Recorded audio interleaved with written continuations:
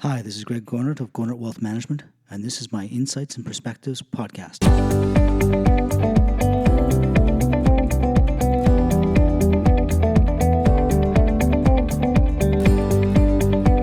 Welcome to the April 15th edition of my Insights and Perspectives podcast. It's been a wild month, both in the markets and the economy in general.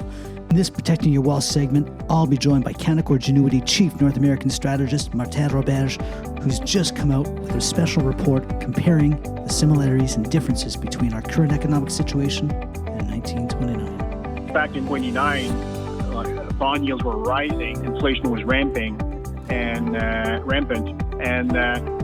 the stock market rout. So once again, things seem to change by the day as we endure our enforced isolation while we fight the COVID-19 pandemic. So stay safe, keep your social distance, and stay a while. We've got a great interview.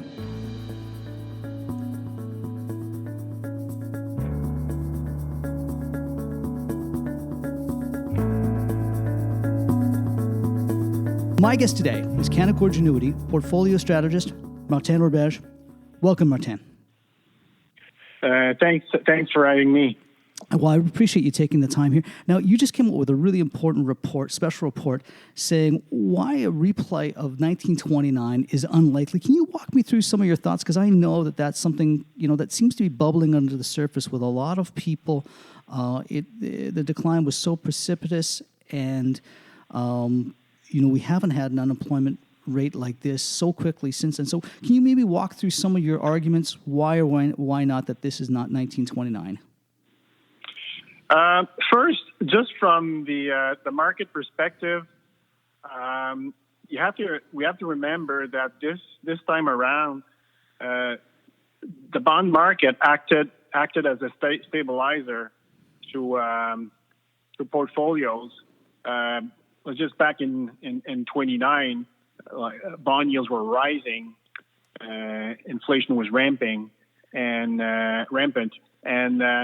the stock market rout was not offset by falling bond yields, such that in terms of negative wealth effect, it was huge. We're talking peak trough correction of about 60% in the 30s, while this time around the offset from the bond market is such that a typical 60-40 stock bond portfolio is down about maybe 16-17%. So the wealth effect is not even close to what we had early in 29-30. The second and probably the most important difference is the response from the various responses from the government and from the Federal Reserve. Back then, there was no transmission from the Fed to the economy, and the Federal Reserve maintained liquidity way too tight, fighting an inflation battle that we don't have this time around. Right. And at the same time, they were raising tariffs, protecting the U.S. economy or trying to shelter the economy from the rest of the world. So they were putting tariffs. So global trade was extremely weak. Yeah. And quite frankly, what we had is a deflation spiral. They let inflation eventually fall down too rapidly. Initially, inflation was a problem, but midway into the depression, consumer prices started to tumble, and that created this negative feedback loop whereby companies were losing a lot of money, unemployment jumped, and there was a negative feedback loop between rising unemployment and weaker aggregate demand. And this is exactly what the government this time around is trying to block, or at least trying to prevent. Hence the various employment backstops that the consumers have received in North America. So I would say that the government and the Fed are trying to ring fence the economy and the labor market in a much better way than what the government did in the 30s. Yeah, because at the time, the thinking was just to let the economy sort itself out, and you had the Smoot-Hawley Act, and tariffs were a big deal that just exacerbated things. Maybe we could talk a little bit more about deflation, because I think people hear the term, but they're not really completely convinced why deflation is a bad thing. Some people are going, "Oh, well, geez, prices are cheaper. What will be wrong with that?" So, it's the impact on corporate profitability. Yeah. If prices are falling too fast, companies have a hard time maintaining their margins or protecting their margins. So the only way for them to protect corporate profits margins is by laying off people. Exactly. And then you start this negative feedback loop again. Yeah.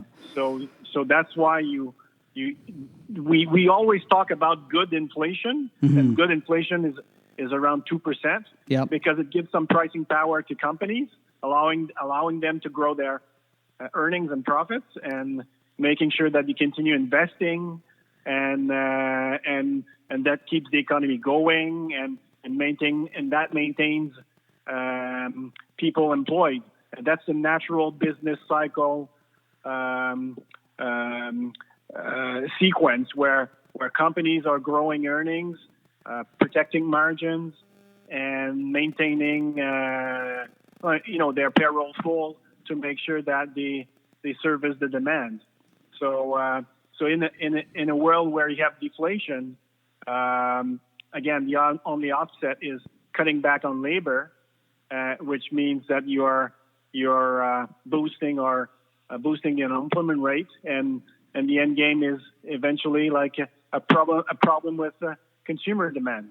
Exactly. Now, the other thing you touched upon was default rates. Right now, during the Depression, I mean, that was one of the biggest credit defaults waves in history. How do you see that playing out now, and the recent central bank action around the world to try to head that off? Yeah, it's again it's gonna balloon. No doubt that even though the Fed and the government are trying to backstop corporate credit and corporate debt, it's gonna balloon. But they are making sure that it remains more of a liquidity issue as opposed to a solvency issue. Right. In 29. There was no, as I said before, there was no transmission mechanism allowing companies, government providing liquidity to companies, making sure that they continue to operate, and preventing these companies preventing a liquidity crisis morphing into a solvency crisis. So this time around, I think they have done a good job at getting. Not only the Fed, but the banks getting money to people to make sure that they can service their debt, making sure that they can still continue to purchase their what we call their essentials, the goods, and this is why at the end of the day, even like you have situations where back here in Canada, the government is no longer giving directly to consumers like a financial backstop. They are giving it to companies so that they keep employees on their payroll. So this the way that we are managing the downturn is such that we should not normally see as many defaults as in the past. Certainly not to the extent that we had in 29-30 from 29 to 32, but there will be defaults, but fewer companies will go bankrupt because the Federal Reserve and the governments are just making sure that the economy stays liquid. and companies have access to liquidity to meet their short-term obligations, their payroll expenses, and that's my perspective on credit defaults. Like it's going to go up as the economy goes down, like a typical recession, but I don't think we're going to go much higher than the typical 4 or 5% default rate that we had in past recessions. Right. Now, the other thing that was a hallmark of the Depression was bank runs. That's something that many of the banks have been deemed too big to fail. And it looks like the banks headed into this situation much better than I would gather that they entered into the financial crisis in 2008. What are your thoughts there? Yeah, this is obviously we're learning, or we have learned the lessons of 2008, 2009, when capital reserves were extremely low, and so we have built those buffers over the last couple of years through various rules, Basel 1, 2, 3. Those are rules that are making sure that banks are maintaining a minimum of excess capital. We call capital buffers, so that if there are tough times, they can continue to lend. And this is exactly where we are today. If you look at Canadian or U.S. banks, excess reserves are ample. The problem is not lending the money. The issue for banks this time around is more the demand for loan, the demand from consumer. Obviously, consumers are certainly not going to buy cars or houses when their paychecks is getting cut, or we've seen layoffs as well. So right now this is the difference between this recession and the one in 2009. The source of the problem is not the banking sector. It's more like the clients or the consumers, which are obviously more in a mode where they're protecting their nest, their financial nest, protecting their wealth, and they're going to have to start building their savings again when the economy returns to normal. So banks, from a risk point of view, the risk is not so much their balance sheet. It's more the demand for loans from corporations and from the consumers, which is likely to be weak for another year or two. Yeah, now that brings up another point. Now, we've seen the market recover quite quickly here. We had the big, sell-off, the crash, whatever you want to call it. We've had a reflex rally right now. Typically, in situations like this, you get a retest of the lows.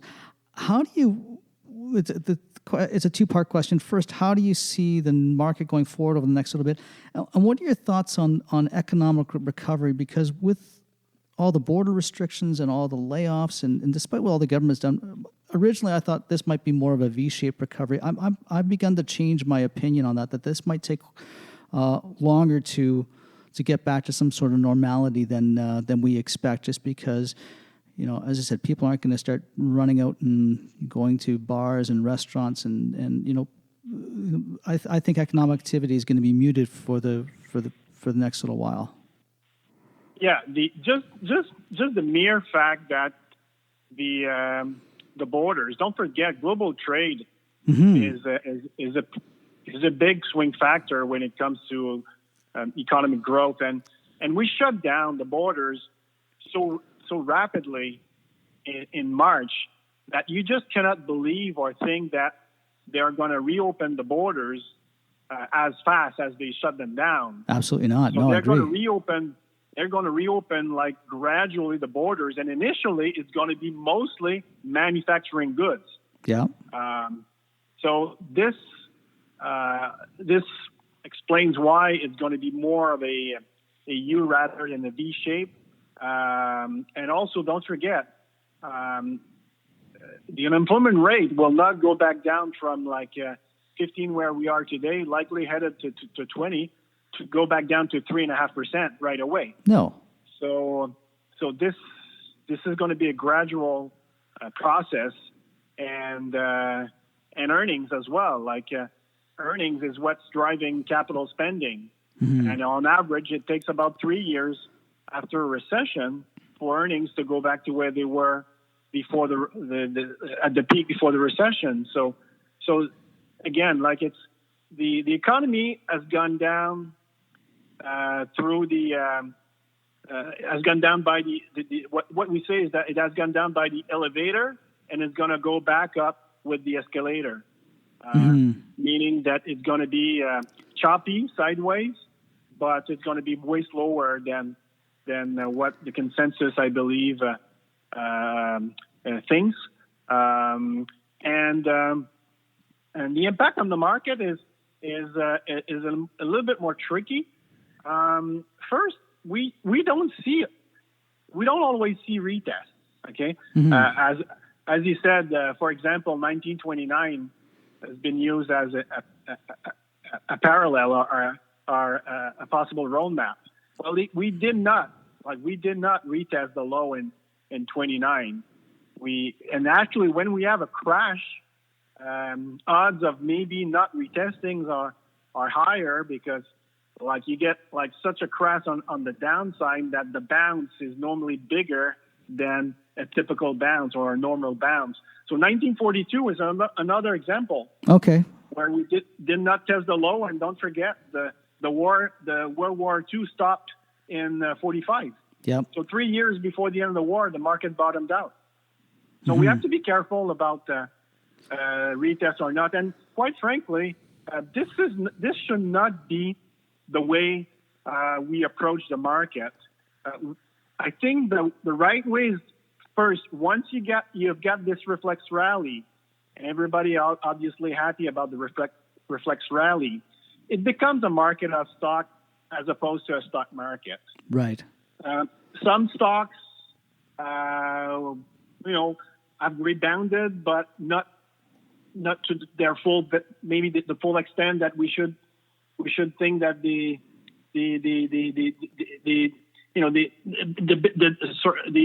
decline was way overdone or on the downside, so that the rebound can be halfway through, 3/4 of the way. Yeah. Some stocks have fallen but not rebounded by the same magnitude, so that and also some stocks will be winners when the virus disappears, and some stocks will probably have maybe a broken business model.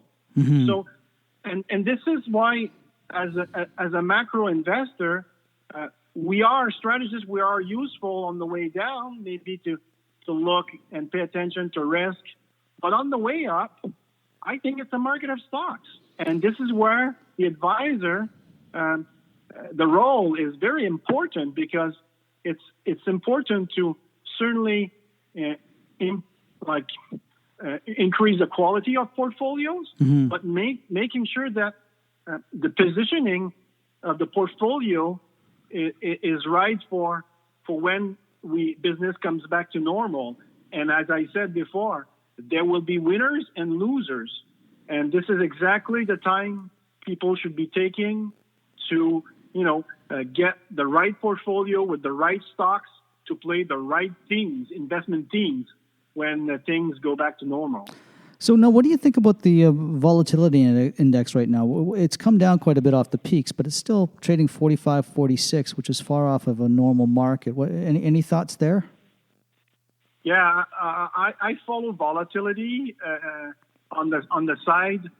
It's still, by the way, it's still too high, even though it has come down. Yeah, that's my point. It's too high to signal that all coasts are clear. Usually, you need to spend some time between 15 and 20.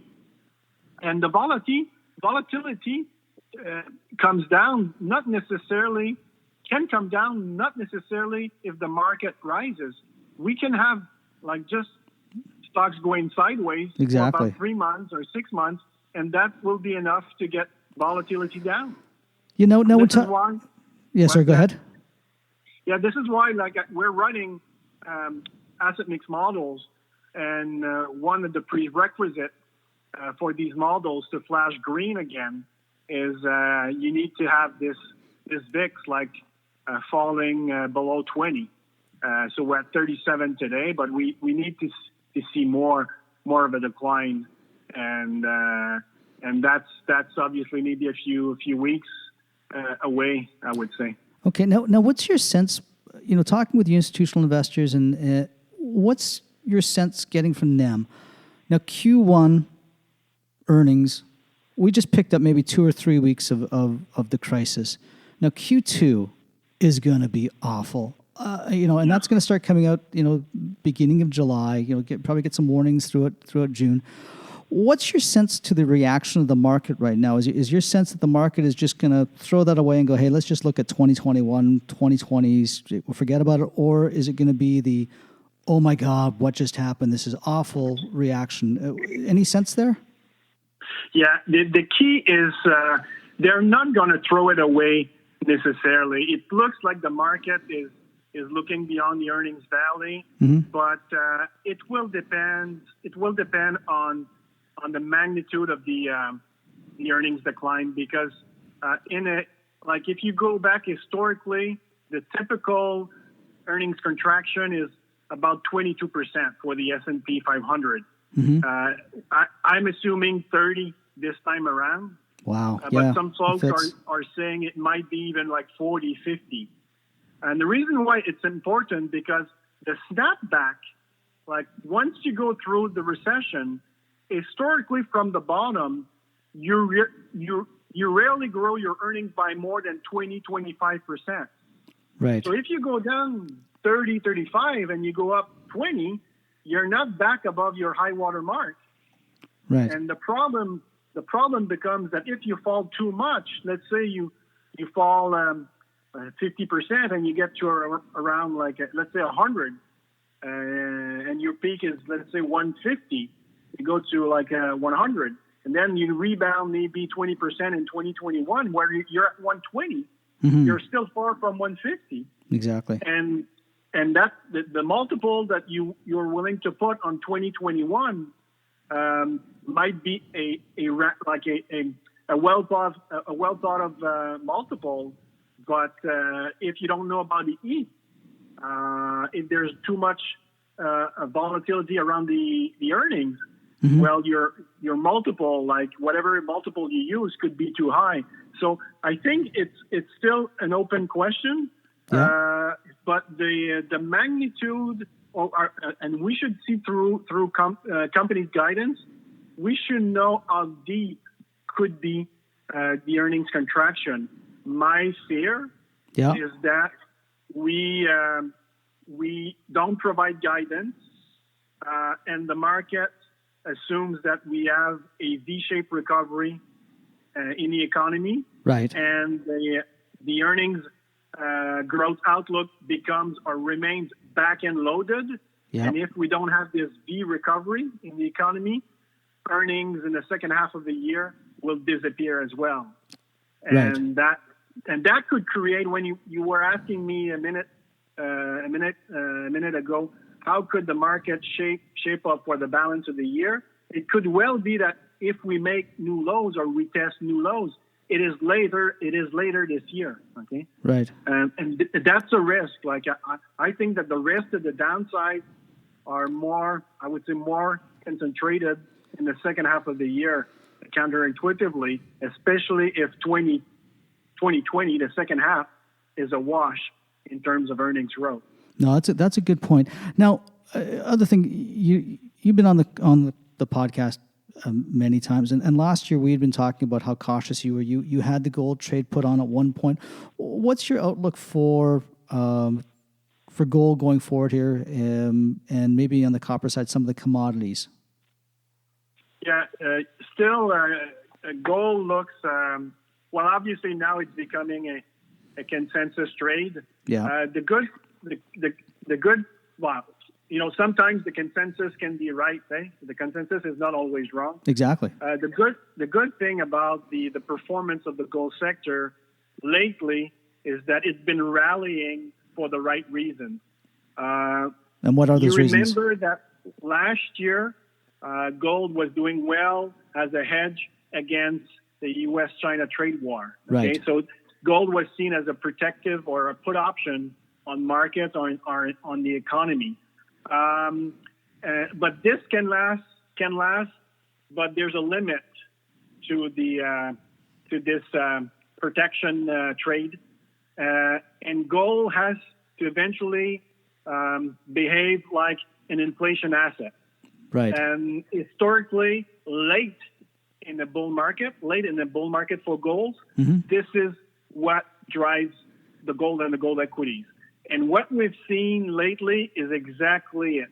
We've seen inflation expectations melting up following the stimulus announcements by the Fed and the government. Yeah. And this is why you want to buy gold, because inflation is rising, or I would say inflation expectations are rising. Yeah. And this is the good reason why you want to buy gold late in a bull market.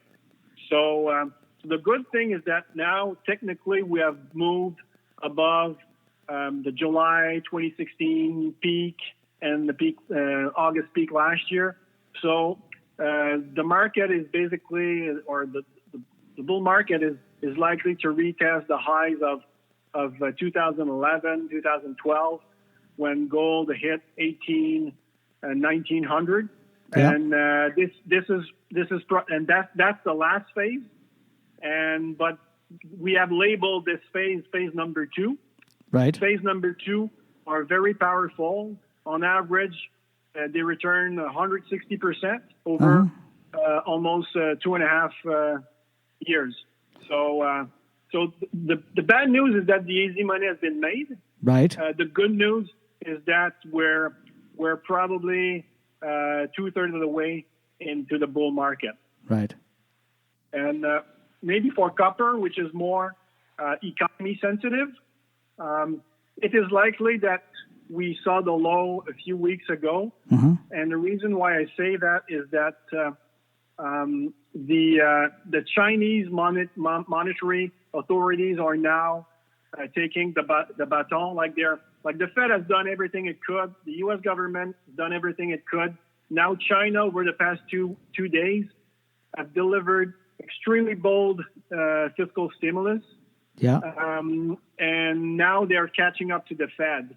And China is the second biggest country in the world, as you know, and they're going to use the manufacturing sector to get the economy going. And as you know, copper is really manufacturing sensitive. Yeah. So I would be tempted to say that we've seen the worst when it comes to copper prices and copper related equities. Good. Well, those are great insights, and I really want to thank you for spending some time and sharing your thoughts with my audience today. Thank you very much, Martin Roberge. Bye-bye. Hey, bye-bye.